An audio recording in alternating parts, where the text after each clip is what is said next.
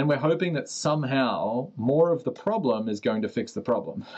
If someone hyperventilates all day because they've got, these dysfunctional breathing patterns, how is asking them to hyperventilate for another hour going to address the root cause of the issue? It's not. Welcome to the Vital Point podcast. I'm Jonathan Schecter, breathwork facilitator, integration coach, and student of the path. The space is for those called to deep inner work. Each episode offers reflections, practices, and conversations to support your journey towards wholeness. Remember, it's not about the method you choose, it's the practice that transforms. That's the vital point. Take a deep breath. Let's drop in. Today we have a returning guest on the podcast. Campbell Will is a physiotherapist and breathwork educator, passionate about the role of breath as a tool for transformation. Drawing on an extensive clinical background, Campbell's approach to health changed dramatically when he began to integrate breathwork and a systems-based approach to health. Campbell trains health practitioners to integrate breathwork into their services for better client outcomes. And today's episode was just a pleasure. It's exactly what I want right now for the podcast, a deep, nuanced conversation between two people that understand their craft, understand their field and their work, and know what they're talking about. Campbell was a really early guest on the podcast. You'd have to venture back quite a bit to find his first episode, but on the new Blue Magic Alchemy website, you can search for his name on the podcast and find it very quickly if you're interested in checking out our first conversation as well as this new one. All the episodes that are on there have Apple Podcasts, Spotify, and YouTube links. If there is a YouTube video, there are still some episodes that don't have a video version, but you can find all of those on the Blue Magic Alchemy website.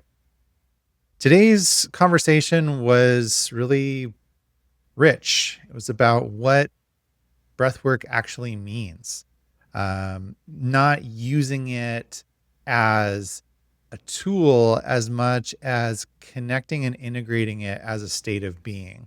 And Campbell talks about integrating breathwork as a father, which I'm sure is going to be useful to many of you listening, as well as challenging the obsession with the peak experience, exploring more integrated truths about being present, being regulated, and connecting back to yourself, not giving your power away to a facilitator or even a state, but really integrating the work into your own life.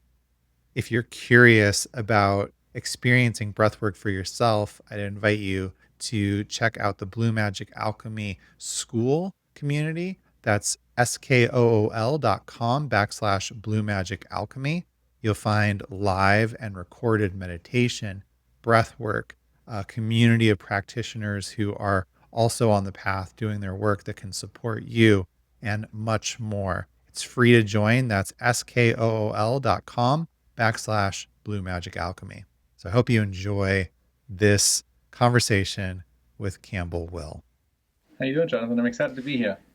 Yeah, we were just talking about the last time we talked was in on the podcast, at least, was in 2022. So quite a lot has changed for both of us, and I'm just so happy to have people back on the show. It's always such a cool experience. Yeah, and I think, as we were saying, it gives a nice reference point and context of evidence of growth and evolution, and things change, perceptions change, perspectives change. And so I think an opportunity to kind of revisit maybe some of the topics we spoke about and see what we've changed about our thoughts around that is a fun thing. I did make some notes about our last conversation, so it'll be interesting to see if we jump into some of that. Before we fully get into the conversation, would you be willing to start us off with a brief practice? Yeah, I would love to. And so those that are listening, I would just invite everyone to take a moment and kind of cast the gaze inwards. You can drop the eyes closed if you prefer. You can keep them open if that's your preference as well. But just kind of taking an opportunity to notice how the body feels, where the body is. You might notice points of contact between the body and the chair. You might feel clothing touching your skin. And I want you just to kind of tweak and adjust the body in any way so that it feels like I can take a bigger or a better breath. We don't need to change the breath just yet, but try and find a position or a posture that feels like the breath is going to be able to move a little bit more effortlessly. So we might find a little bit of a lift or an expansion. And we're going to start just by emptying the lungs. Empty before we fill. So breathing all the air out. You're feeling the belly squeeze gently towards the spine to push the air out. And kind of just getting out of the way and letting the air start to fall back in. And towards the end of that filling, maybe expanding a little bit more. So stretching. Again, the air begins to fall out. Almost passively, relaxed. But then towards the end, just starting to push and squeeze and empty. And kind of squeezing out the remaining air. As we let go of that tension, there's a rebound. The air kind of wants to fall back in, allow it to fall in, and then start to encourage a deeper breath. And so over the course of the next 3, 4, maybe 5 breaths, finding both this kind of passive and active component. So at the beginning of the inhale, we just kind of let the air fall in, we let the body do what it does, and then we facilitate a little bit more of an expansion, like filling the lungs. As we let the breath go, again, just let it go. Notice how the shoulders drop, and the body softens. But as the air slows down, we can take over and we can begin to push the remaining air out. That little active squeeze. We release, let go, the air starts to fall in. We begin to encourage that expansion, so drawing the air all the way up to the top of the lungs. Letting it go. Air falls out, body softens and melts slightly. Squeezing and pushing the last of the air out. Let's do one more all the way to the top. This time we'll take a little pause at the top. So lungs full. And again, let's try and find the movement, the position allows us to take a little bit more air in, a sip of air. And just taking a few of these little extra breaths, kind of overinflating. And then just a nice big release, big sigh. And if the opportunity is there for you to just gently pause into that space without the need to breathe, bring that attention into the body, the stillness that you've now cultivated, the absence of action, of doing, of thinking, just kind of falling into that space and waiting. Everyone's a little bit different. We're going to get a knock at the door. Out of the breath wanting to return, and when we feel that, just invite it back in at its own depth, finding its own rhythm. I'm just finishing with that very brief moment of appreciation. I can now kind of hand over the reins to the body, and I will continue to breathe without my conscious control, and that will continue all day, every day.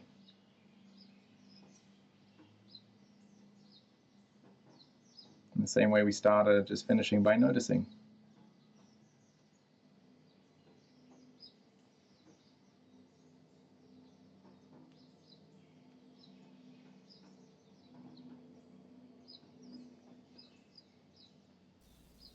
How are we feeling? I feel great. Thank you. It's always nice to have something to just kind of drop into before conversation. It's actually so funny. This is so relevant. Yesterday, I sat down to do breathwork, and we've got a 4-month-old now. So we're kind of right in the thick of, a new infant along with a nearly 3-year-old. So life's been pretty chaotic. And I was sitting and a few times over the last week, I've kind of sat down to do breathwork. And, within the first minute or two, the distraction or there's something else I should do, or my kid comes upstairs or whatever. And I've found that there's this kind of like threshold that has to be crossed, for me personally anyway, but I think a lot of people experience the same thing. once I can get across that threshold, the practice just unfolds beautifully. And I have this experience that I know breathwork can bring. But if I don't cross that threshold, right, there's this window of time where it's like, it's very easy for me to get pulled out. Oh, well, today's not the day. Now's not the time. I couldn't get into the zone, whatever, story or justification comes up. And so I guess, what I just found in that very short practice, it's like, if we can give ourselves that little bit of a buffer, or a window of like, if I just can sit and do this for 1 minute or 2 minutes, I'm often going to like get over the other side, where it then feels far easier to kind of engage in this practice. And I think a lot of people, that window has definitely shortened for me over the years. Sometimes, I still have times where it might take me 14 minutes of my 15-minute practice to get there, right? To get to that point where I'm like, oh, here it is, And other days it's only a minute, But for anyone listening, if you found that, oh, well, that, 2-minute practice, it felt like it started to point me in a direction or create a little bit of a change, is having that awareness of sometimes we do need to, cross a threshold, maybe that's a minute, maybe that's a few minutes. But in that, entry point to a breathwork practice, there's a lot of opportunities to be like, oh, it doesn't feel right today. I don't have the time. There's other things I should do. And I abort, right? Or I abandon the practice. And I've found personally just kind of like persevering until I cross that threshold and go, oh, wait, here it is. It's always on the other side of, a little bit longer or a bit more intention or a bit more presence. But hopefully everyone's maybe able to find that little bit of a threshold where we kind of drop in and go, oh, wait, here it is. Here's this presence and awareness. Yeah. I like that idea of crossing the threshold. And yeah, being able to sit with it just a little bit longer. The power of just a few minutes too, because like you're saying, like people are busy, and oftentimes like I'll get done with, say, an hour-long group that I've led, and then I'm always reminding people like, hey, just start with like 5 minutes. Like you don't have to sit here and find a whole hour to practice. It's great if you can, but I mean, most of us are pretty busy. So even just a few minutes can start to shift your experience, and especially like giving your nervous system that experience of, this is what it feels like to be more relaxed or more present. This is what it feels like when I cross that threshold and I start to go through that shift. I think that's so important. And honestly, I wish I maybe learnt that a little bit earlier in, this journey, because I used to be of the mentality that, if I don't have 20 minutes or 30 minutes to do a long drawn out session, then what's the point? And that really, it caused me to not take those 1-minute opportunities, 5-minute opportunities, 3-minute opportunities that are like, there's a lot of those during the day. But my mentality was like, if it's not 20 minutes, then what's the point? And so that would then create this little bit of a separation between my breath and myself. It's like, oh, breathwork's this thing that I do when I've got enough time to sit down and actually build a practice. Whereas actually I've learned now, like everything I'm doing is breathwork. That one intentional minute is worth its weight in gold, and I might get 10 opportunities in the day to do 1 minute. And those 10 1-minute, windows to me is far more impactful than 10 minutes once. And so I think that's just such a powerful message for people, because I do think a lot of people's exposure to breathwork, are these more experiential sessions that might be 30 or 40 or 60 minutes. And then they think, well, that's what breathwork is. And so until I have an hour to set aside and do my practice, which maybe I get to once a week or once a month, then that's what breathwork is. But recognizing that, that really intentional sigh of relief that you take, that 1 minute of slowing down your breath, like that's all breathwork too. And that's far more accessible to the majority of people. And I think it then leads you into these longer practices, because you start to develop a little bit of that almost feedback loop or cause and effect, where it's like, well, those little bits I do make me feel better. What would happen if I did a big bit? Because that honestly, like when we had our first kid, my breathwork practice kind of not fell apart, but it definitely became way less consistent. Because I was looking for, when do I have 30 minutes, by myself to lay down on my yoga mat and set myself up and do my breath work. And those opportunities were few and far between with a newborn. But I then learned, like I got to take the 2 minutes here and I got to take the 1 minute there, and I'll take the 10 minutes if I can get it at the end of the day. And what I get is what I get. And so it's best to just make use of that rather than, wait for this kind of like ideal window of time, which maybe doesn't come as often as we would like. 100%. And how many times do you, sit for a few minutes in your car, or, walking to the store, or, yeah, like you said, those little moments within the bigger window of your day, that's where the integration happens, right? Not just the separation. Okay, now I'm going to do breath work, and this is separate from the rest of my life. Very similar to meditation as well, right? It's like, oh, if we can find 30 minutes to meditate during the day, great. But if then you just sort of forget about everything that happened, and the other 23 and a half hours is like completely different, well, what good is that, that intentional time that you're taking? And it's just sort of limiting the capacity of what's happening during that. I think there's a really interesting paradox here, right? It almost reinforces the separation. If someone thinks my breathwork practice is this thing that I do on a yoga mat for 30 minutes at the end of the day, then that allows me to disconnect and be unaware of my breathing the rest of the time, because breathwork belongs, at this time, on this mat, in this location, this situation. And it actually reinforces the separation. Well, I don't need to pay attention to my breath right now because I'm doing breathwork later today. I've got my session lined up. And so, and same with meditation, right? Or even mindfulness. It's like, if we have this like practice of mindfulness that I need the conditions to be right, then that inadvertently probably makes me mindless the rest of the time, because it's like, I'll wait until I do my mindfulness practice. Whereas the actual opportunity is like, can we be mindful with everything we're doing? Can we be aware of our breath with everything we're doing? I'm noticing much more when I'm engaging with my son. It's like, now is a perfect time for me to be controlling or even just aware of my breath, right? Whilst I'm playing, whilst I'm interacting, like not separate, right? But actually built and layered atop whatever it is that I'm doing. And same with mindfulness. And so I think we sometimes need to be cautious with where we create that boundary or that separation of, this is a practice that I do at a certain time with a certain environment, instead of like, how do I allow that practice just to kind of like infiltrate everything that I'm doing? And because some days you don't have 30 minutes, if you get to the end of the day and then you go, oh, I didn't do breathwork again today, and again the next day, it's like, actually I did. I took 1 minute 5 times today, and that was enough. Right? That was the opportunity that I had, and I took it. That to me is just like, there we can actually build the consistency and the compounding. Yeah, 100%. Do you find that your practice, especially in that integrated way, sort of ripples out into your kids' behavior or their nervous system? Like, how do you notice that? Absolutely. I got a big smile on my face as you asked that question, because my 3-year-old has been saying to me recently, what are you breathing about? Which I just like, in the moment, I'm obviously breathing because maybe I'm a little bit flustered, or I'm frustrated, or I'm feeling impatient, or whatever it might be. But he's now picking up on my attempt to self-regulate, and he's curious. What are you breathing about? And that gives me an opportunity to then share. It's just like, oh, well, I'm just kind of like trying to manage how I feel. And so it's so interesting, because it's not something I've necessarily taught him per se.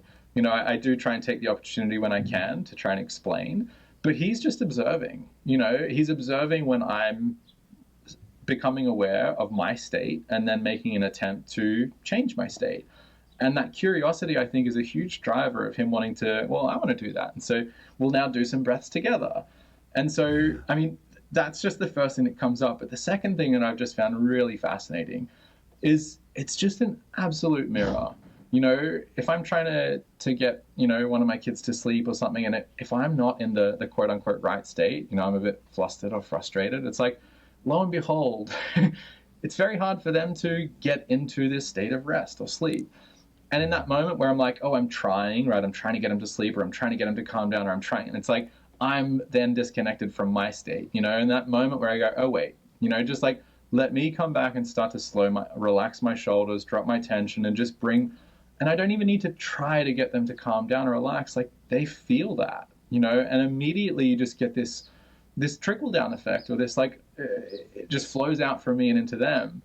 And it's funny, like, it'd be nice if you could just learn something once and then you remembered it all the time. But I often have to have that reminder of like, oh, wait, I'm in this mode of like trying to get something to happen, and I'm not present with myself.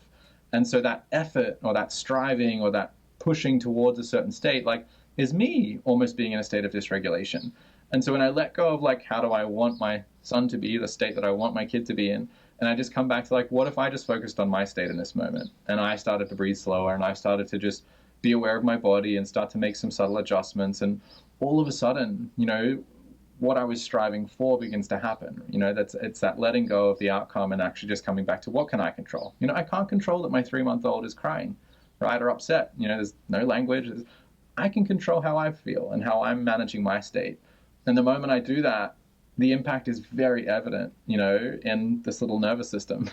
And so it's been a really beautiful lesson for me in terms of the importance of self-awareness, right? In terms of like, oh wait, I'm a little bit stressed, or I'm a little bit overwhelmed, or I'm feeling a little bit fatigued today. And that's being picked up on by my kids, and their nervous system is being reflected back to me. I was actually just going to post about this the other day that, I would say the way that I can notice, my state is by my kids' behavior.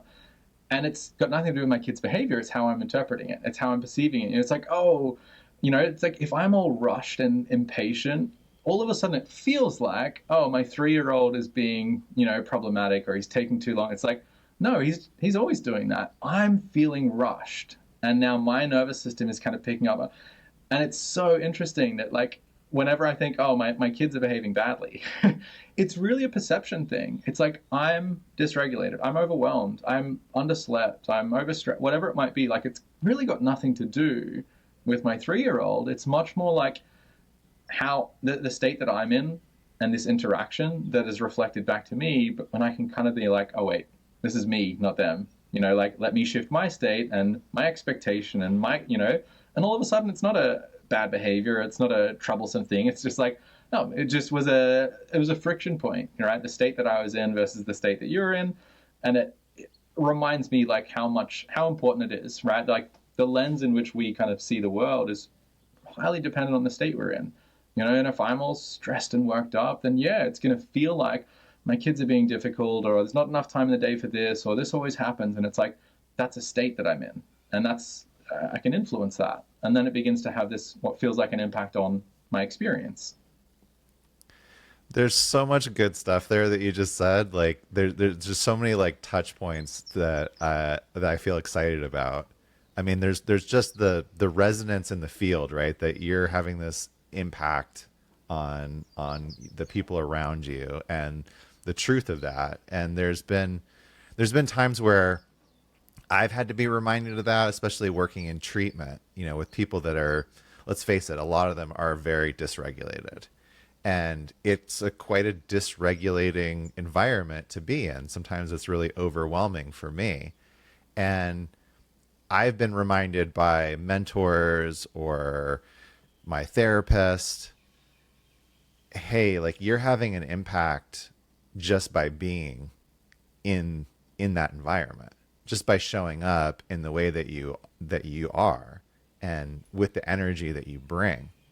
And then, especially there's one sort of guided relaxation group that I'll do. And at the end, I invite the participants to focus on gratitude. And if that feels okay to them, even inviting some gratitude in for the other participants, because just acknowledging that our nervous systems are in this, sort of interdependent relationship with one another, that we start to co-regulate as we practice together. And so maybe some of the relaxation that they're feeling in that moment is not just the personal experience, it's part of the whole group and the group effort and the group energy. So that's a really cool thing. Isn't it? I mean, I think you're just touching on it's such a powerful thing. And I think we've all had experiences of that. We all know someone that they walk into a room and you feel a shift, right? You notice how people start interacting differently. Like that person brings in this calm presence or this vital energy. And it's like, what is that if not an interaction of nervous systems, right? Like it's a pre-conscious, pre-language, it's not like that person's coming in and people are going, oh wait, like he's happy, so I should, it's not a conscious thing. But like my nervous system, it's like this kind of like finding this coherence or this resonance. And vice versa, we've all probably like stepped onto the train or the bus or into a room where something's happened, maybe the moment before we stepped in, and we feel like, the hairs on the neck stand up, or we feel a little bit cautious, or what's going on. It's like, right, well, my nervous system is probably reading all the other nervous systems are feeling a little bit threatened because maybe someone was yelling, or maybe, it's like, and so that idea that we do have, right, and the ability to impact just by not the tools that we teach or the instructions that we give or the information that we share, but the way that we are. And I think it's just something that it requires less of like, what do I need to learn and how do I need to, versus like, all right, if I can be the calm presence, if I can be the grounding presence, if I can be regulated, then that may well be enough to impact the people around me. And then I get really excited because it's like this ripple effect, like, because now those people are a bit more regulated. Who do they go and impact? And who do they, and it's just this like these expanding circles out where that, I would argue the same thing with like, you smile at someone on the street, and they go, oh, and then they smile at the next person, they smile at the next person. It's like, how far does that chain reaction run out? And I think it's the exact same thing that, like we can be that presence that impacts someone else's nervous system, and then they go in and impact someone else. And so this really tiny act of like, let me manage my state, if for no other reason than to manage my state, but also this kind of like added benefit that may well go on and impact a lot of other people. Yeah, totally. And touching in on just sort of the magic of things that are outside of our cognitive control or our cognitive awareness, that there's so many things happening in the environment through our nervous system, through the energy that we're bringing. And, it's not, I have nothing against talk-based therapies. I think they're great for a lot of things, but oftentimes I'm really just asking people, just inviting them to focus on what's happening in their felt experience rather than like what's going on in the thought channel or the meaning of it. And that there's so much richness to that. And yet most of us really haven't been trained or taught or grew up in a family where that was, encouraged or even a thing. So it's quite a big learning experience to really start to drop into the body, into the felt experience. And I don't know, for me, the breath is the best thing to do that with. Yeah. And I feel that I always like struggle with the language around this, and I'd love your take on it. But I feel that like what you're describing, right, this somatic experience, my breath it's not tinged with story, right? My beliefs, the things I've been told, my previous experience, like the justification, like when we identify with what's going on in our head, like, well, that's been, whether we call it programming or what we've learned or our experience. Whereas when we get in and be like, what is the body experiencing right now? How is my breath happening? It's far more neutral. It's far more objective. I would argue the same thing with, like we start to justify or label or use our mind. But again, we're saying, oh, there's this sensation. Then I go up here and I tell a story about it instead of experiencing what's happening in my body, not then to justify it or tell a story around it. And I find that a similar thing that my personal experience and a lot of people that I've spoken to, when we talk about something like pranayama, right, or even meditation, right, shrouded in this lineage, and there's language around that, and there's a philosophy behind it, and there's some dogma attached to it. Whereas if I just kind of work with someone on their physiology, and there is no belief, there is no dogma, there is no ideology. Like, we change your breath in this way, and you start to feel something in your body. It doesn't matter what you believe. It doesn't matter what stories you tell. You're observing this very kind of real change. And so that becomes this kind of like entry point that's a little bit safer, right? Because it's not tinged with all of the stories and all of the other things that we do with our head. And it becomes this entry point where I can begin to explore, well, what does this feeling in my body? Like how am I experiencing this? And what else can I become aware of? Not because of a story or a belief, right? Just because this is what's happening in my body right now. Yeah. Yeah, separating out the meaning.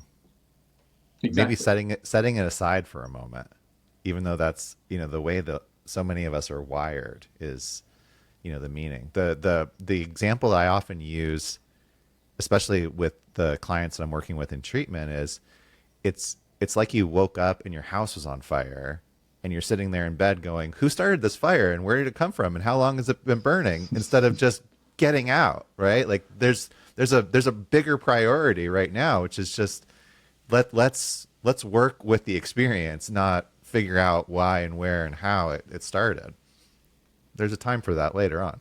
Yeah, exactly. Right. And I think that's a really important point, because I find, I call it the post breathwork state, where we might have these insights or we remembered something in the session, and immediately, right, the meaning making machine jumps in and be like, but why did you think of that? And what does that mean? And whatever, and all these kind of like connections and stories, instead of just like experiencing the fact that, oh wait, I remembered that, or I had this insight, or I, experienced or developed this intuition. But we so quickly want to jump out of the experience and into the reasoning behind it, and trying to find, well, why did I think of that? And what does that mean? And what do I got to go forward and take from that? Instead of just like, let's just sit with it and not have to know why you experienced it or why it came up or why you remembered it, right? But again, and I think this is where you probably have a really good insight on this, is like, that's where this integration period comes in. It's not to say, oh, well, who cares where it came from? But it's time and place. It's like you've done all this work, right, in terms of the breathing to get to this beautiful kind of post-breathwork state. We've kind of like worked to kind of turn off the mind in a way.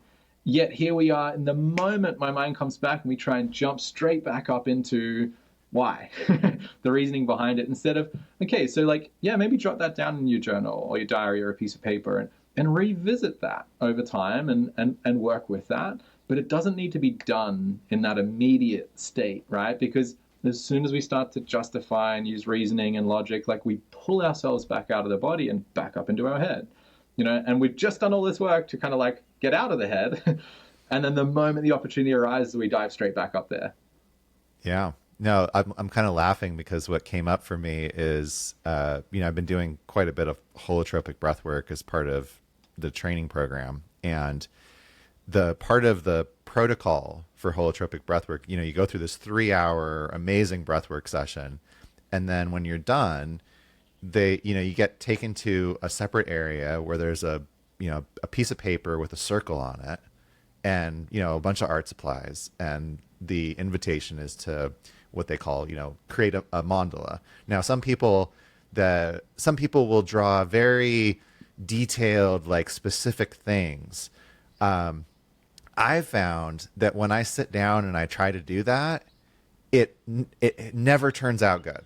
Like it always takes me out of the experience because, just to be honest, I don't think that that's where my artistic talent really lies, is in that space. And so if I try to sort of create a representation of something, literally, an image that I saw or a theme, but if it's quite a literal thing that I'm drawing, I usually get frustrated and it just takes me completely out of the experience. But if I sit down and I just start to draw or paint or just let my hand, move in the way that it wants to move, and usually it's quite abstract, but those are the experiences that I enjoy the most, because I'm not really trying to create meaning or figure it out in that moment. It's just continuing the experience. It's just letting whatever wants to emerge continue to emerge.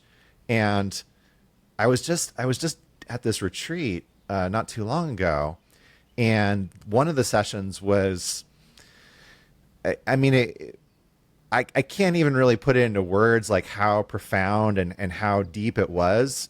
And I wasn't really trying to figure that out. I was just trying to stay in that space. And through the mandala process, I still felt that connection.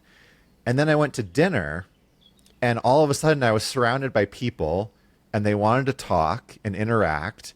And I could feel that sort of feeling kind of slipping away. And in that moment, I didn't really like it. And there was another participant that had I had noticed that they were sort of specifically staying to themselves and like not interacting with people.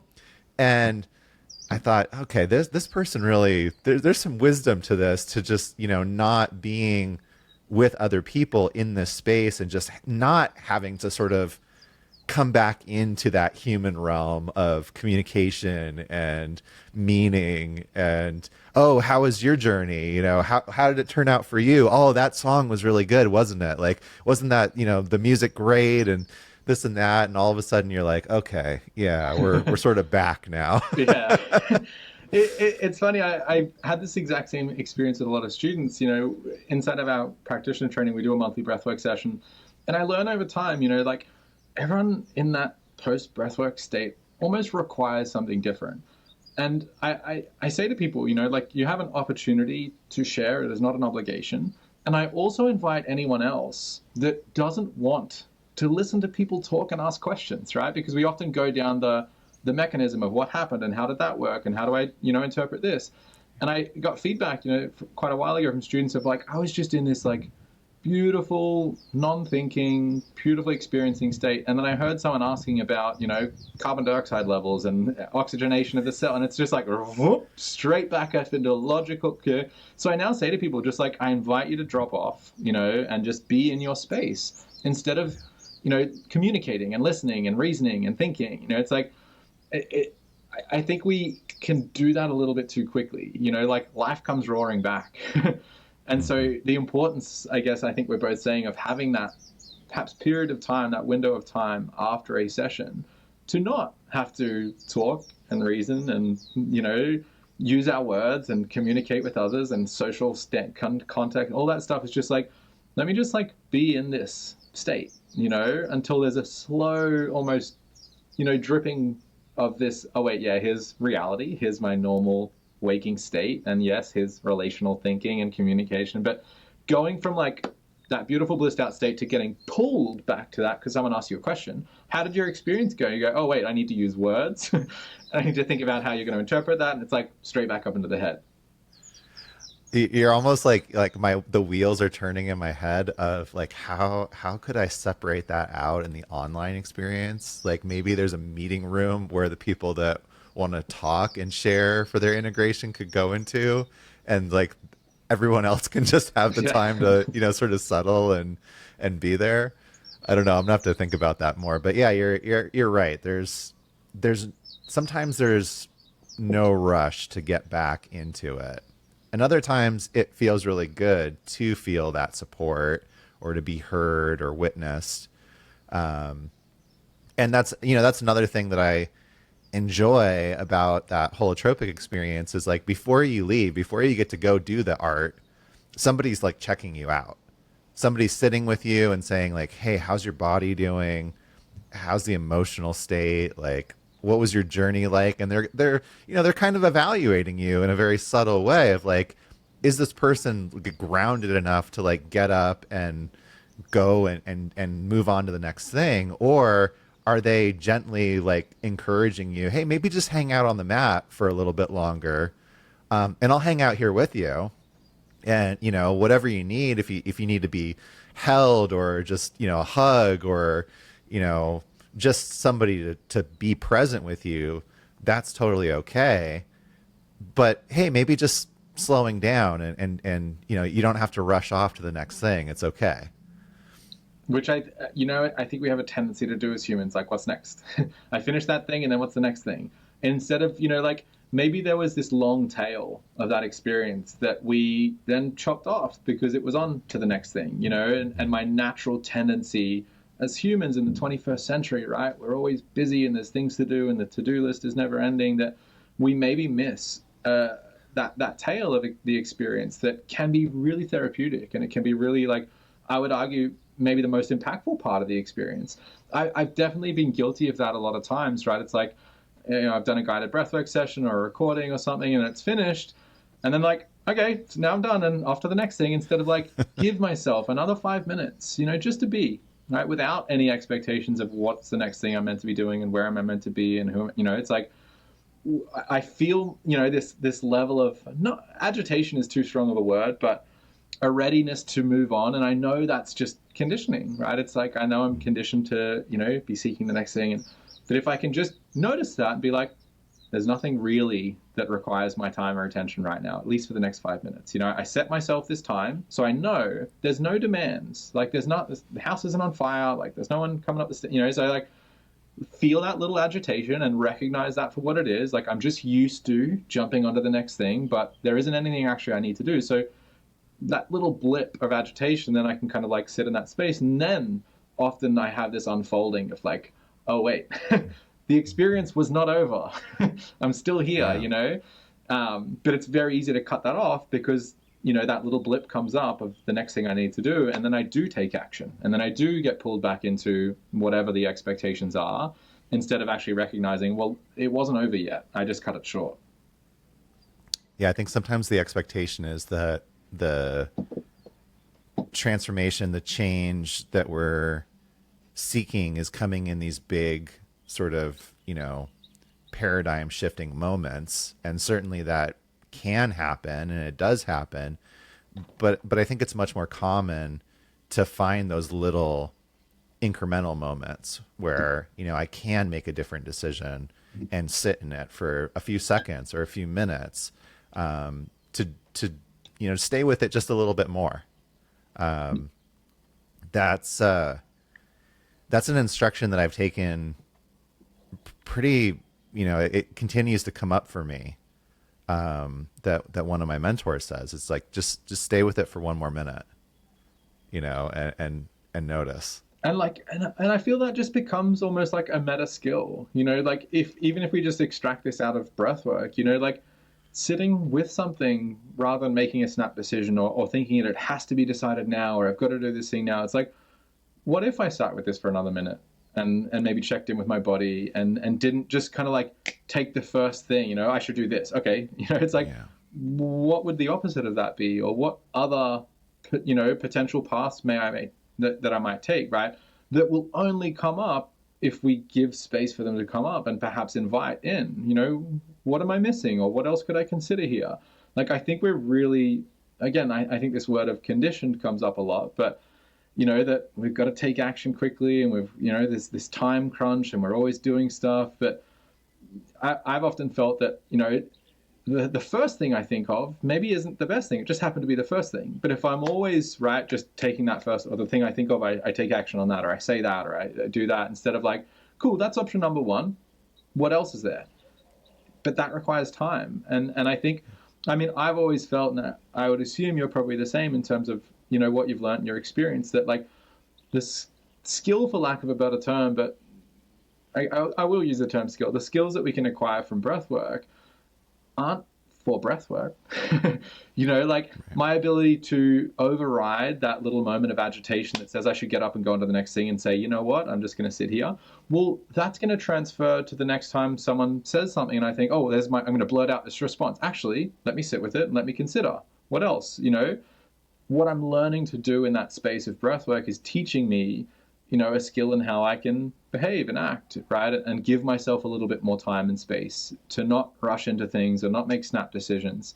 Because I've definitely found, as I began to just be more consistent with breath work, I found I did just have more space, right? This space between stimulus and response.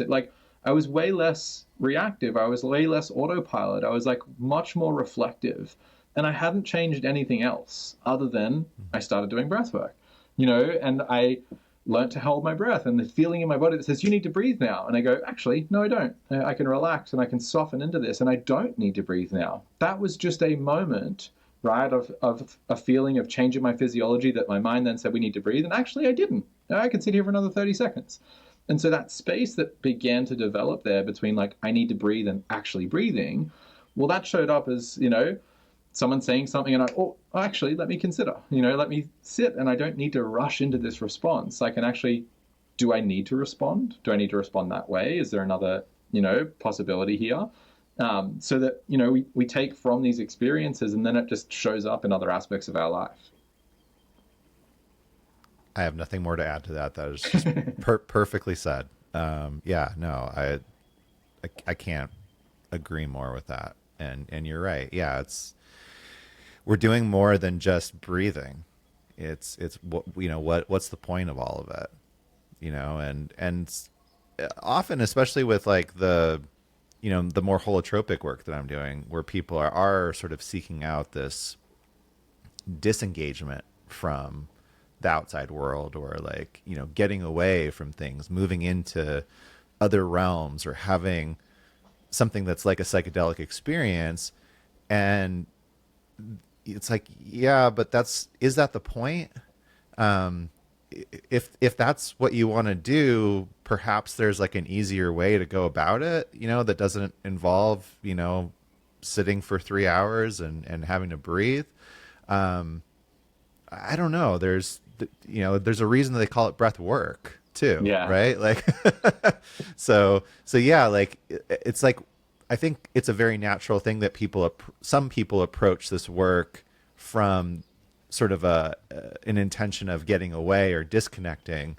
But what you and I have been speaking about during this conversation is like the value and the importance of that being connected, and, being more aware and present, and just like the gifts that come out of that. I mean, I think you're touching on a really important point. Like, I do think there's a risk, right, of people using breath work as a tool of dissociation, right, of disconnection, of escapism, of avoidance. And that's true of anything, right? Like, we could say, someone might enjoy a social glass of wine with friends, and we could argue there's ample benefits to that. But someone else might also use alcohol, as an attempt to disconnect and disengage. And it's like, it's the way in which we're using the tool that determines the outcome. And I think breathwork gets positioned as this like panacea, and it's a be all and it's good for everything. But if it's my way of escaping what I'm feeling in my body, then I would argue then there's probably not a big benefit to that. If it's like, oh, I use breath work so I don't have to feel, right? It's like, oh, I'll breath work my way out of this. Then I would argue there's a lot more room for improvement, or a deeper understanding of, yes, we can use breath to perhaps navigate, what you're experiencing, but we're not using it as a way to avoid what we're experiencing. And I think I've been guilty of this in the past. When I first encountered breath work and went and climbed the mountain with Wim and did, it's like, I think I'm probably reflecting on that now, 6 or 7 years ago. I did use it more as a tool of escapism, right? It's like I was super stressed at work and there was stuff going on, and I'd get home and I would breathe all that away. And I go, wow, breathwork's amazing. And then guess what? I would go back the next day and work was stressful again, and I wasn't really addressing anything. I just had a way to get away from it now. And again, I don't want to knock that can be helpful in the short term, but Right. then I developed a bit more of an understanding of like, oh, wait, it doesn't have to be this like I use this to get away. It can support me in actually experiencing and learning and growing. And so, I would invite people to ask themselves the question of, how do I use breathwork? Like, is it a tool for me to escape and disconnect and dissociate? And again, this isn't, oh, well, that's bad. Is there now a greater opportunity for me to learn other ways in which I can use my breath to perhaps explore, what I'm trying to escape from and what I'm trying to avoid? And so breath, we can use it in two different ways. The same as like someone could use wine to socialize and be with people. They could also use it to escape, right? Like breath, I think we need to consider it in that same way, that it's not just good for everything. There's a risk that we use it for the wrong reasons, and it can become a really, really great crutch. It's like, if I just do breath work at the end of every day, I don't really have to deal with all the stress. I don't deal with my emotional dysregulation. I'll just do breath work at the end of the day, and I'll ignore, right? And it comes back to what we were talking about earlier, that kind of like, it reinforces the disconnection, because like, I don't need to worry about this now. I'm doing breath work later. Yeah. And I agree with you. Like, it is a part of the journey for a lot of people, myself included. And yeah, I've also appreciated coming to a place that feels more integrated into my life. Like we're saying, like, it's not, oh, something's going wrong, so I have to stop everything and go sit in my room with no distractions and breathe, or, wait till the end of the day, where it is more just integrated with life. And I'd be curious to hear your thoughts on this, because sometimes when a new client comes to me, that is sort of what they're looking for. They're like, I want that big peak experience, or, I want to get out of my body. I want to, have this, see the colors and the shapes, and kind of have this sort of psychedelic experience without, taking some sort of medicine. And yet, and I can say, okay, if that's what you want, great. We've got, all these sessions here you can come to. But what about starting a little bit slower? What about like getting more aware of what's happening with your breath, what's happening with your body? And what about learning how to work with the breath to work with your nervous system and regulate it? And then once we've like sort of equipped you with more skills and resources and ways of working, then we can kind of start going into these bigger experiences. And that's I think, to me, like the ideal way that I like to work with people. But I also am aware that, like, hey, I got to meet you at some point where you're at and not just dictate like, this is dude, this trust me, like this is going to be best. So like what's your process like when new clients come to you? Do you find some similarity to that? Yeah, I mean, I just 100% resonate, and I approach it much the same way. But there's two ways I would kind of like answer this. That first, it's like we can throw people in the deep end, and we're not sure whether or not they know how to swim, right? Like that to me is like a bit risky. Or we can teach them how to swim, and then throw them in the deep end. And so this idea of like, yes, the transformation may be built into these more experiential sessions, right? But if you don't yet have the capacity in your nervous system, your physiology, even we could go as far as to say the patterns of your breathing, right? Someone might have very dysfunctional breathing patterns. Like, is the best thing to do to throw you in the deep end right now? Or should we give you some swimming lessons, right? So that you can go in the deep end and know how to navigate that experience and have a greater potential for transformation. And so it's not that it's one or the other. I think there's almost this kind of like both linear and parallel path that, yes, let's work towards that peak experience, but let's equip you with the tools and the know-how to reap the greatest benefit from that, rather than, just throw you in the deep end and hopefully you can swim, or maybe I have to fish you out, but that's probably less likely to give you this longer term benefit.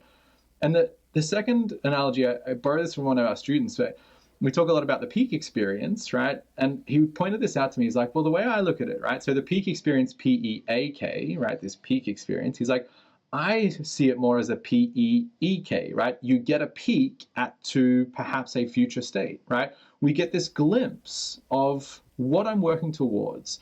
And so that then, this is a little bit contradictory, right? That then doesn't belong after the corrective, it's like, it's concurrent. So like, perhaps there is this meeting in the middle where, okay, we give you this experience that then gives you a glimmer, right, of what things might be like if you continue to do this work. And I mean, I can't count the number of times people have said to me after a breathwork session, just, God, I wish I felt like this all the time. I've never felt so calm. I've never felt, and immediately what I try and help people understand is like, okay, so this now, you've got this kind of destination, right? You've felt this state of balance, of calm, of coherence, Now our job is to, how do we continue to work towards that and recreate that so that we do have a shift in your baseline, right? That we become more that state. And that's, like we understand that the more we, experience a certain state, then it's more likely that that becomes a trait, the states to traits argument or the states to stages argument. And so using that peak experience to show people, hey, if we continue to build the consistency and you start to do this work, then that's the destination that we're working towards. And perhaps that becomes more of an overarching state that you embody because you've actually worked towards it. Whereas if we say to someone, oh, we're just going to work on fixing your breathing and doing all these exercises and practicing that, they're like, where are we going? I don't know, cool, you've told me it's going to help me with X, Y, and Z, but I'm still feeling stressed and disconnected and etc. So I think sometimes, and I think it comes back to a client practitioner kind of relationship of identifying like, oh, wait, I think I need to dangle the carrot at the end of the stick. I think I need to show you where we're going so that you then are able to kind of do the work. Whereas if we just front load you with all this work and we don't give you this, like, here's the reward or the payoff, then it might just feel like more stuff you're telling me to do. And on the flip side, if we just give people the experience, but then don't equip them with the practices to attain that state more regularly, now we're creating the environment of disconnection and disembodiment. And I'm like, oh, I'm just going to do that, and I'm going to escape from the stuff that perhaps I need to work on because I can just have this blissed out experience whenever I want. So I think there's a balance between the two, that like we get this magic combination of like, here's this destination of where we're going, and here's how we're going to get there through the consistent work. Yeah. I love talking with other facilitators, like folks like you that, that really get me thinking and sort of inspired at just the way that you're framing it is really nice. I think what I've been focusing on a lot is, even in those, sort of the peak experiences, really just a gentle reminder of like, hey, this is possible. And isn't it amazing that it's, you did it? It's not the music. It's not me telling you when to breathe and when to stop. Like you're the one doing the work here. Right. And isn't that amazing that this potential exists inside of you and that it's so close, like it's only a few breaths away, really. It's funny. You're almost just like word for word. When I finish breathwork sessions, I say the exact same thing to people. It's like, if you've arrived somewhere, you got yourself here. Like, yeah, I said some words and you followed some instructions, but like, I didn't do the breathing. I didn't do anything in your body. Like, this is all you. And so if this state that you're experiencing now is one that you appreciate, or it's like, well, then learn how to get back here, with more ease and more consistency.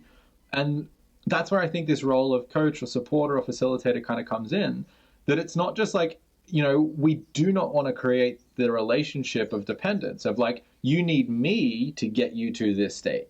And I think that's a big risk, in terms of like creating this reliance or dependency. It's like, I have the tools to get you to this state and you need to come and do sessions with me. Versus I think both what you and I are really passionate about is like, how do I equip you with the tools to not need me anymore?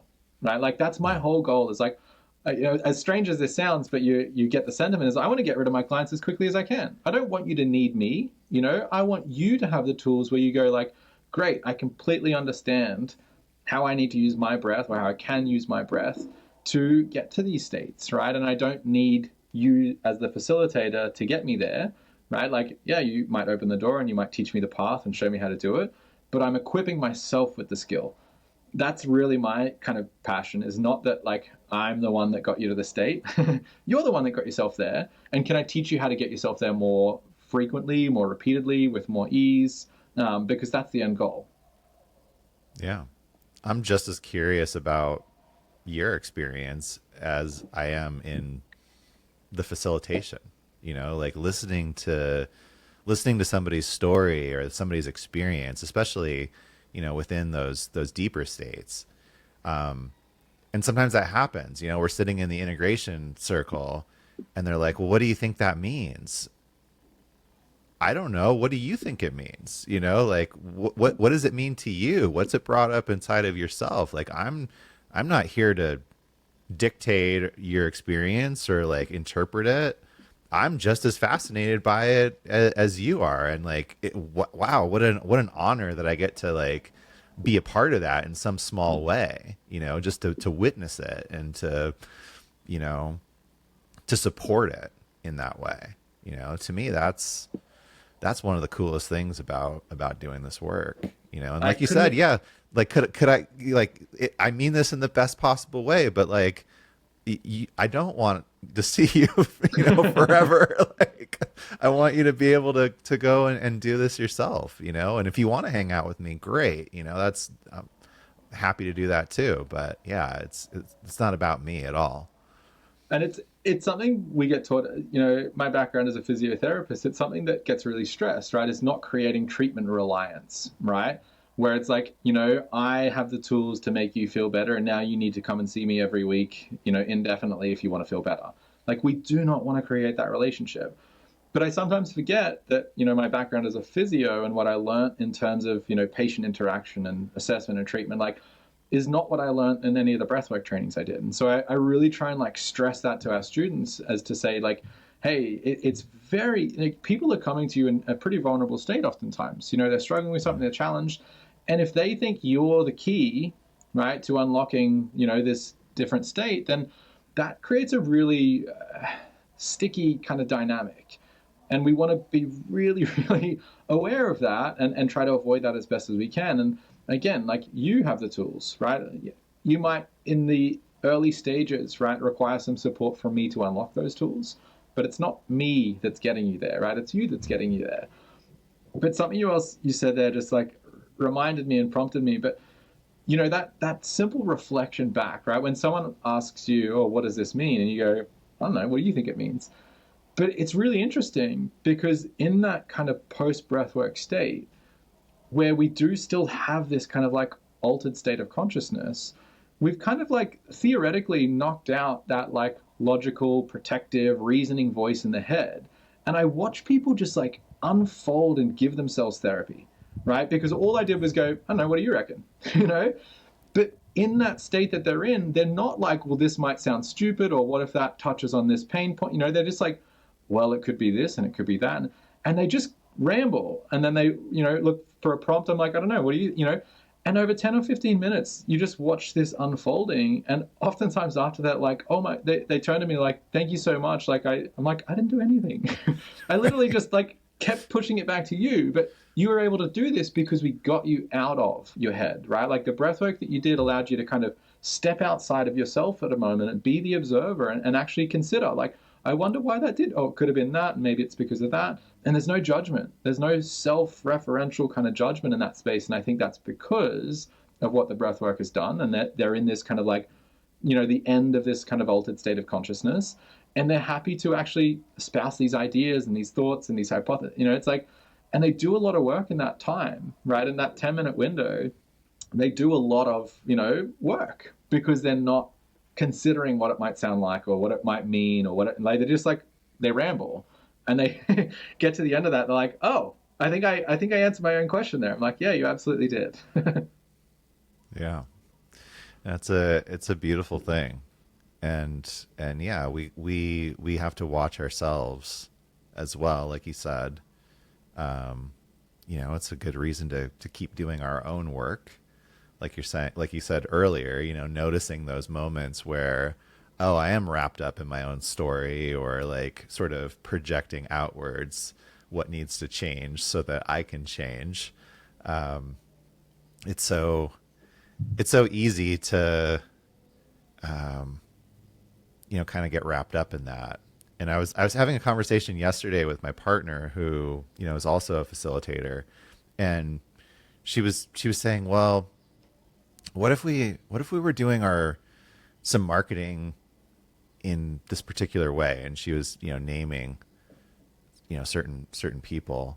And I said, no, I don't really have any interest in this, because when I look at their marketing, I see that they're showing people having these big cathartic experiences, usually with the help of somebody, you know, a facilitator. And it's not that I don't want my clients to have those experiences, but that's not the expectation that I'm trying to set up, is like, oh, come here and, you know, come to breathwork and lose your shit. You know, like what is that? What's the expectation there? Like what sort of thing are you inviting in, especially when it's the facilitator that's there in the, you know, in the reel or in the ad, you know, putting their hands on them and like sort of guiding them through this experience. And again, it's not that that doesn't happen. It's not that I don't want to support people or that I'm not going to guide them in that. But I guess I'm in a place right now where I feel like I don't want to encourage people to give their power away. I'm trying to empower them and say like, no, this is you and you have the answers. And here's a method to help you uncover them and discover them. But like we're saying, you're doing the work, not me.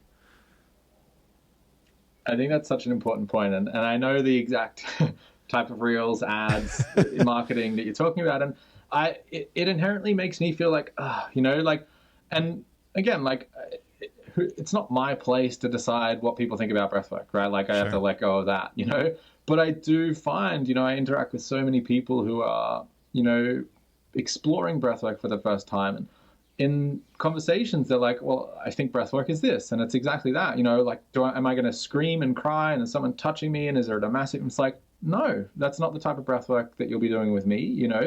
But time and time again, that's people's perception, and we can't discount the impact that our preconceived notion might have.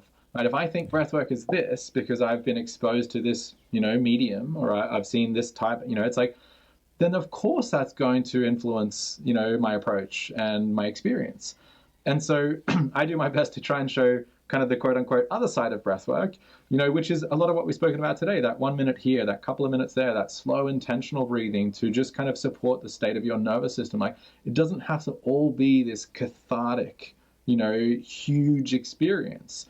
Because again, in my experience, a lot of people don't even have the capacity for that huge cathartic experience, because they sit at a desk 8 hours and they're chronically stressed and they've got a nervous system that's just been in this chronic fight flight state for however long. And then we're just throwing them into the deep end, of more sympathetic, more hyperventilation, more intensity. And we're hoping that somehow more of the problem is going to fix the problem. If someone hyperventilates all day because they've got, these dysfunctional breathing patterns, how is asking them to hyperventilate for another hour going to address the root cause of the issue? It's not, and again, I don't want this to sound like I'm knocking experiential breathwork. I think it is incredibly powerful, but it's like that almost decision of like, what does the individual in front of me need? And if I am able to do an assessment, right, of like, okay, well, maybe you are a mouth breather, or you've told me you're a mouth breather, and you've told me you're chronically stressed and you suffer from anxiety, and maybe you experience panic attacks, and I'm observing that you maybe, or I could even test, your respiratory rate. And it's like, okay, you're hyperventilating all the time. You're breathing 20 times a minute, all day, every day. Like, the next decision, or the next kind of like, I guess, prescription probably shouldn't be more of the same thing.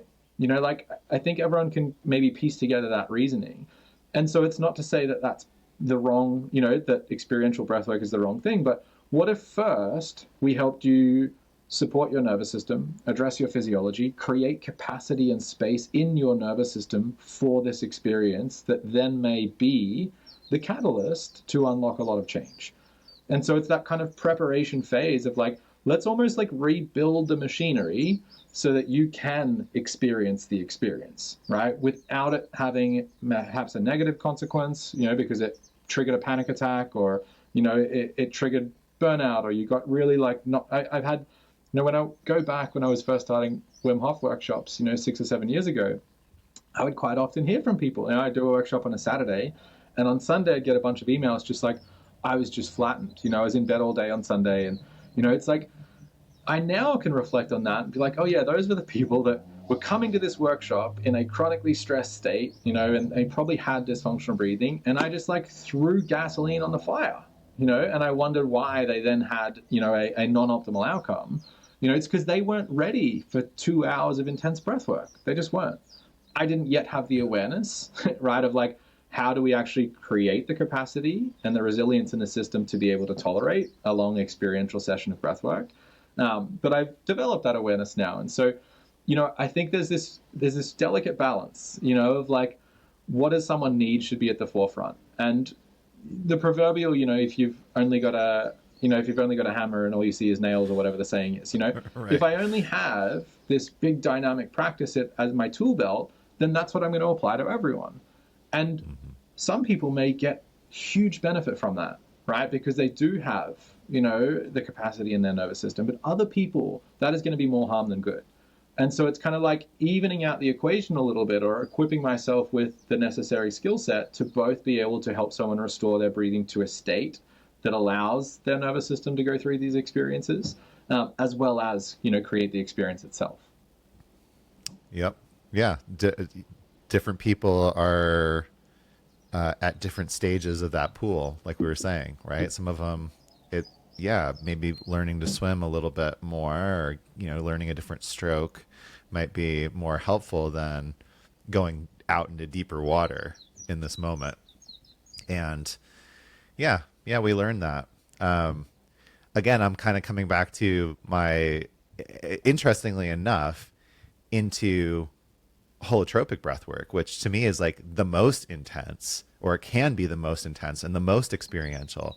And there's people I talk to and they go, "Oh, that sounds really overwhelming. Like I don't know if I'm ready for that, or that doesn't, why would you want to do that?" And what's interesting is that even within this 3 hour window, and I've had times where I am hyperventilating quite profusely and things are coming up, and I'm one way of working with it is like, okay, make it bigger, like lean into it, just like work your way through it.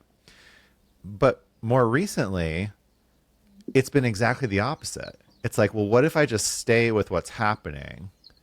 And even what I found interesting is like the breathing instructions that they give you is not, okay, start breathing super fast and hyperventilate. It's like, make your breath full and deep and just connect it. Like just, close the gaps between the in and the out breath. They don't tell you how fast to breathe, how intense to do it.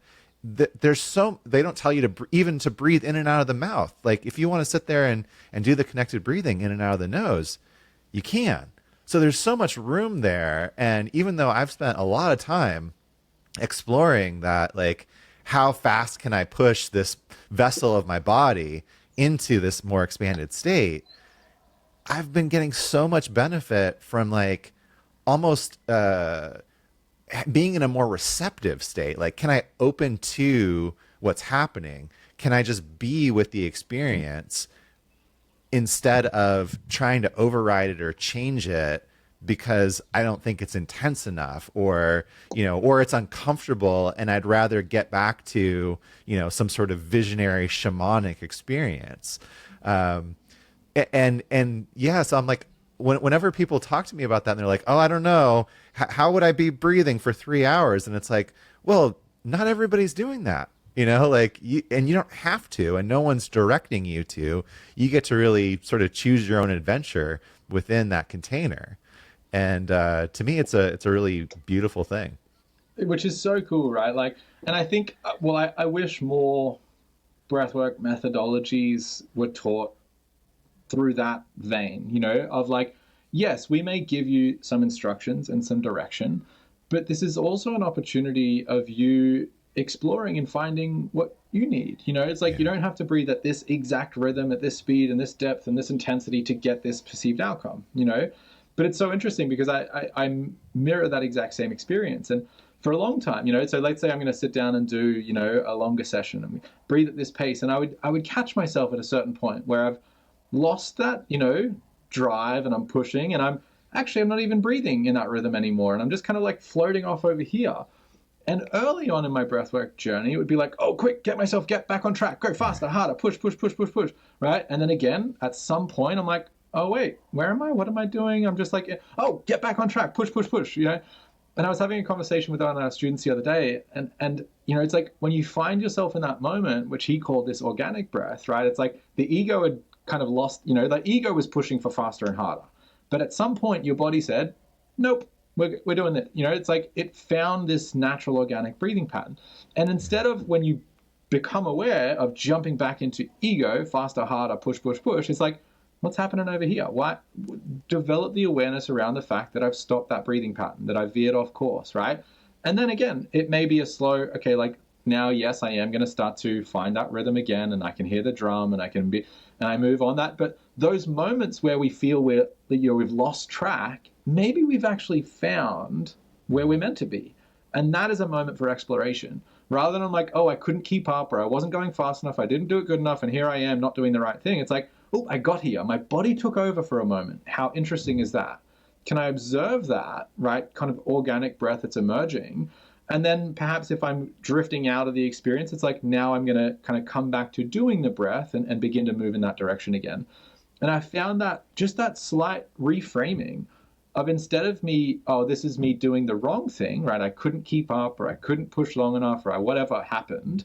It's like, oh, here's this little window where my body almost overrode my ego or my mind or this intention that I'd set, or this expectation that I had.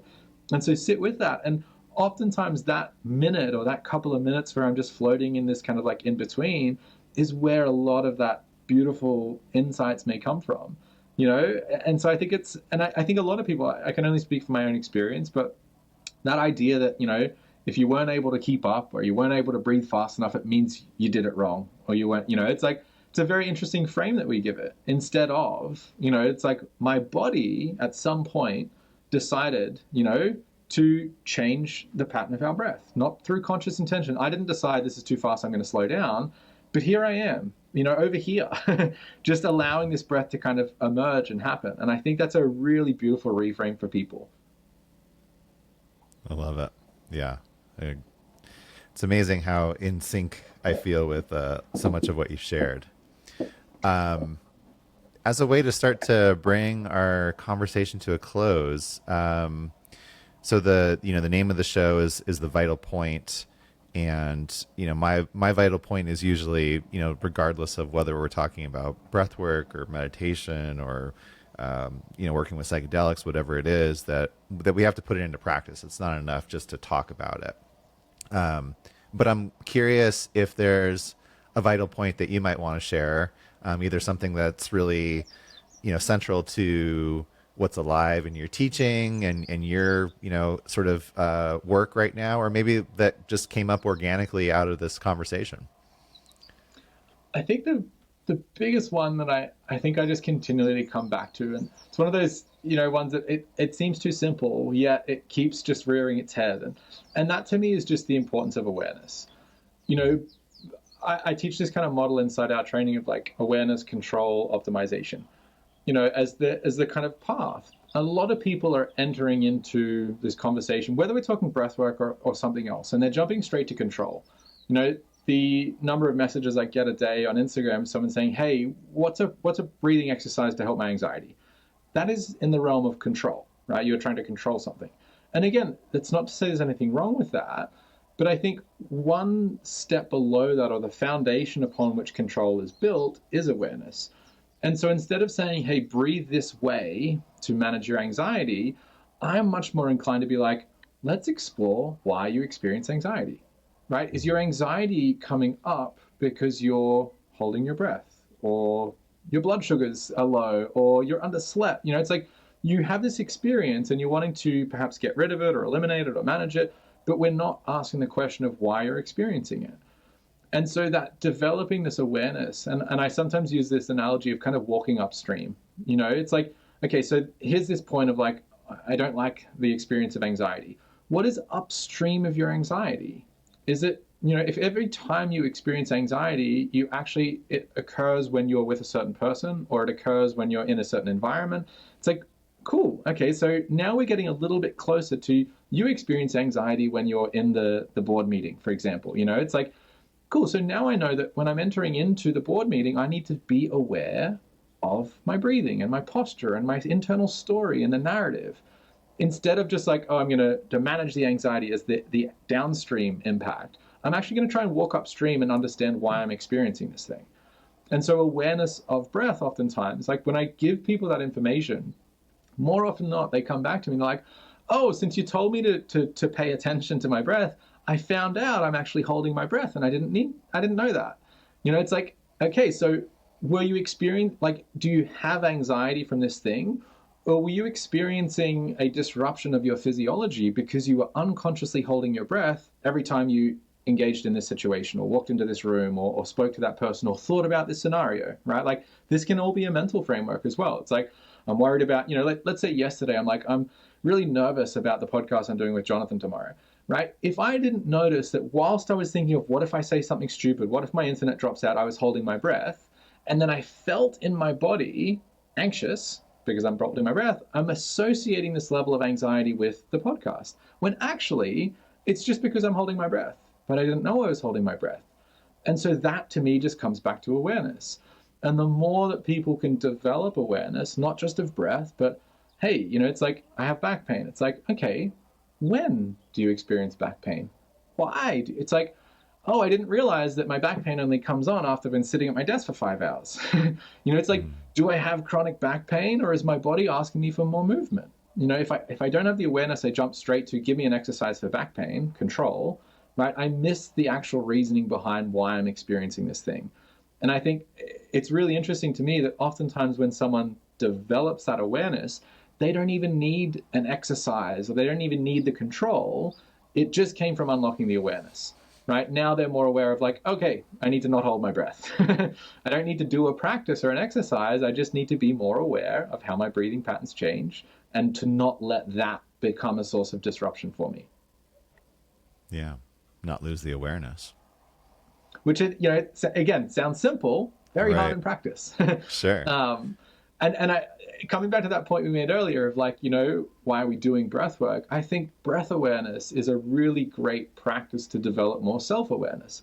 If I sit down for 5 minutes every single day and just observe my breath and not try and change it, not try and control it, I'm actually going to be more aware of when my breath changes outside of that practice, right? Oh, I just noticed I started breathing faster. I just felt my breath climb up into my chest a little bit higher, right? Like, I have to develop that awareness through practice. So I have to sit down and observe my breathing every day before I'm going to notice those subtle changes that are occurring all the time. And I think just so many people are disconnected from their breath that they don't know they're holding their breath. They don't know they're breathing faster. They don't know they started breathing shallow, right? And they wait until there's this very obvious disruption. I feel anxious. I'm in pain. I feel stressed. I'm overwhelmed. But actually, 30 minutes before or an hour before, there were these changes that I just didn't notice.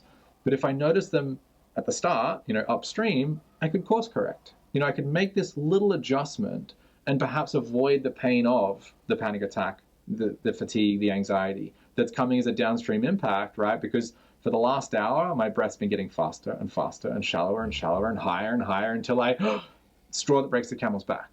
So like, how do we catch these little interruptions as early as possible? Because the sooner we catch it, the easier it is to kind of rewrite ourselves and get back on track. I love that. Yeah. No, these are my favorite type of podcast because, talking with someone where our work is similar, but like just hearing how you're explaining things is inspiring to me. For some reason, I've always enjoyed this sort of metaphor of like being at a train station, and when you know the train is coming, even when you can't see it, like, how do you know? Well, you hear it coming in the distance. You can feel the ground start to rumble. And when we don't have awareness, it's like you're standing there on the platform and all of a sudden there's a train there in front of you. And you're like, well, wait, where did that come from?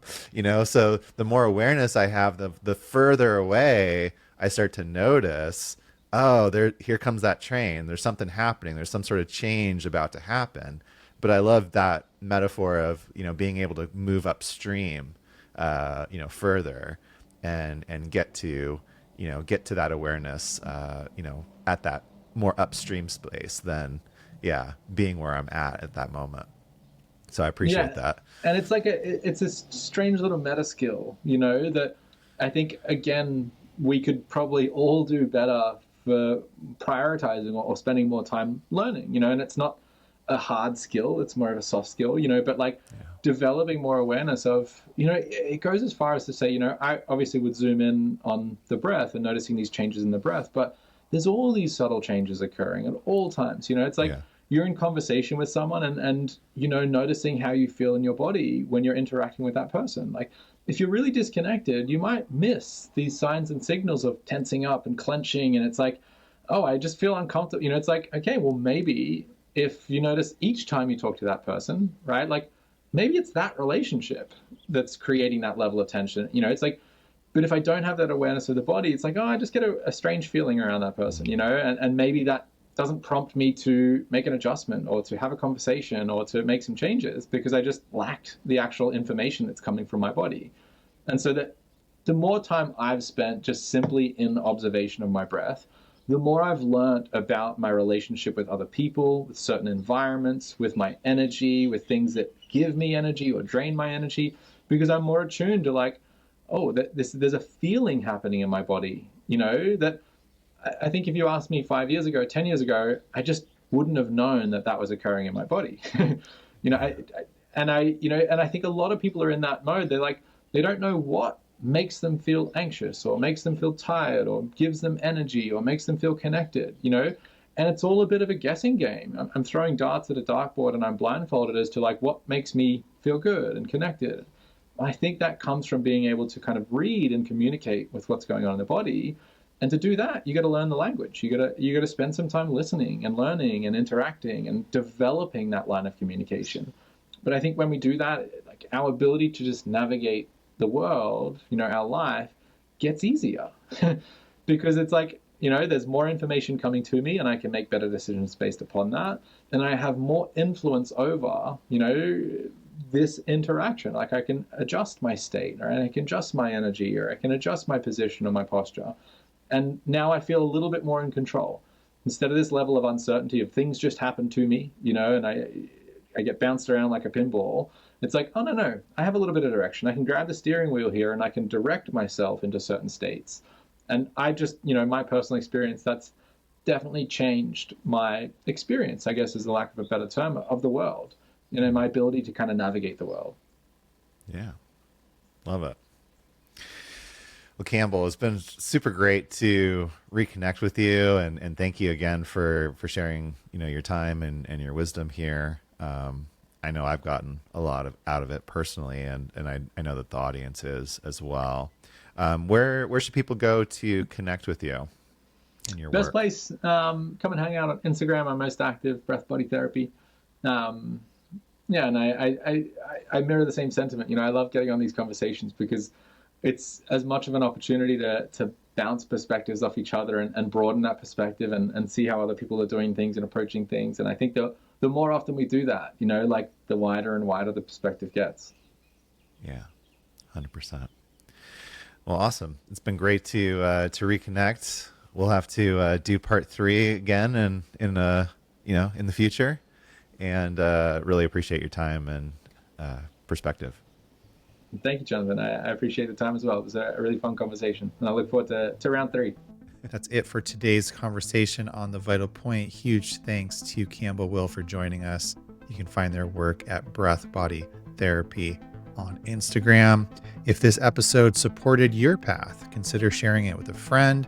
And if you're looking to go deeper, you can join me inside the Blue Magic Alchemy community on School at skool.com/Blue Magic Alchemy, or explore my private coaching work at bluemagicalchemy.com. If you go there, you'll also be able to sign up for the newsletter, get a free guide to using Breathwork for integration, find all the back episodes of the podcast. Until next time, keep exploring, keep growing, and above all, keep practicing, because that's the vital point.